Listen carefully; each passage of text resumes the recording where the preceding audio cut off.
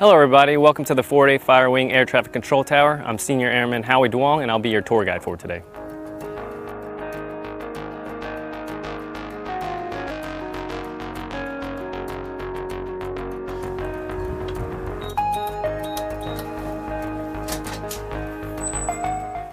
Because of the COVID restrictions, I'm going to be putting on my mask now.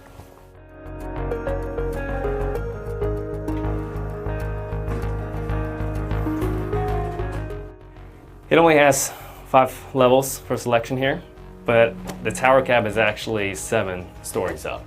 So there will be 2 flights of stairs after we get onto the 5th floor, which is our break room common area.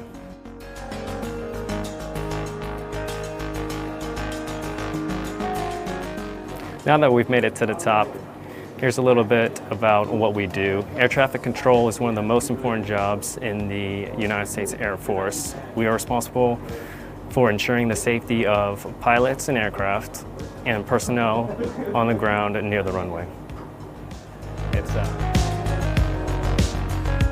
In this air traffic control tower, we have 5 controller positions, starting with the flight data position, ground control position, local control position, coordinator position, and finally the watch supervisor position.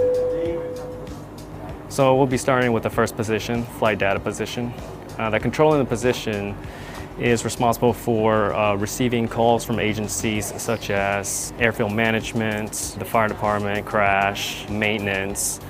They're also responsible for keeping track of departure times, arrival times. I think most importantly of all, the flight data position has to maintain the automatic terminal information service and the airfield automation system with pertinent and up-to-date weather information such as ceilings for clouds, visibility, and just basically any other pertinent information that the pilots need prior to departure.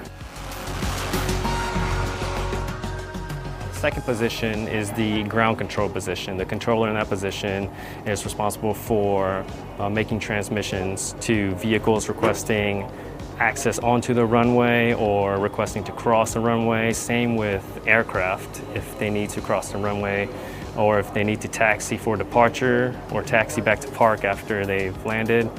The ground control would be making those transmissions.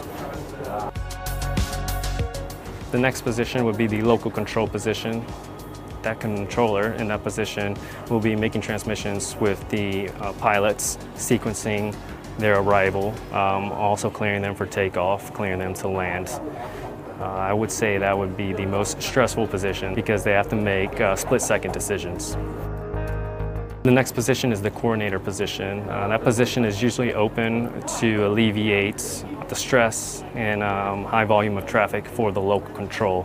Whenever there needs to be a coordination made, for example, with our neighboring airfield at Milton Hall, the coordinator in that position would make that coordination for the local controller. Therefore, the local controller can just focus mainly on the aircraft that are requesting to depart or the arrivals requesting to land. Last but not least, we have the watch supervisor position. The watch supervisor is basically the last eyes and ears of the tower cab. The watch supervisor is monitoring all 3 of the other positions, flight data, ground control, and local control. If any of the controllers in those positions have any questions, they can just run it by the watch supervisor, and the watch supervisor would have the answers and all the information that they need.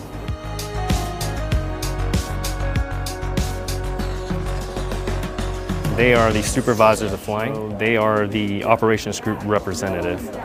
Basically a liaison for us when it comes to anything pertaining to the flights themselves, the aircraft, the pilots. If you were here, you would be able to walk out onto our balcony and see the base from our perspective.